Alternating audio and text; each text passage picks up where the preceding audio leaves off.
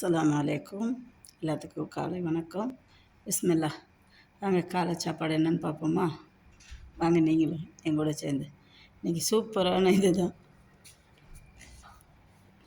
பாருங்க, 2 வடை எடுத்து வச்சுருக்கேன், ஒரு தோசை, கொஞ்சம் சட்னி. இது சுக்கு மல்லி காப்பி. இது எனக்கு கொஞ்சம் தடுமல் பிடிச்சிருக்கு, அதனால் சுக்கு மல்லி காப்பி வச்சுருக்குறேன். சுக்குமல்லி காப்பி ரொம்ப நல்லது உடம்புக்கு.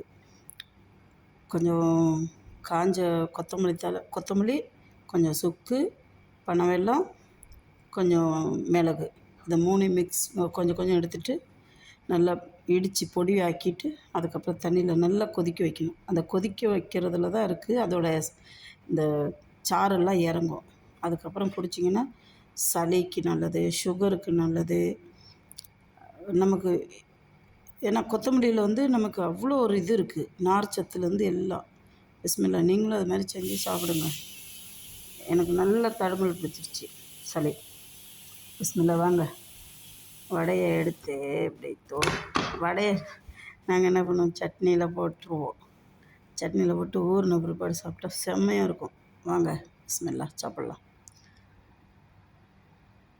சேனல் பிடிச்சிருந்தா ஷேர் பண்ணுங்கள், லைக் பண்ணுங்கள்.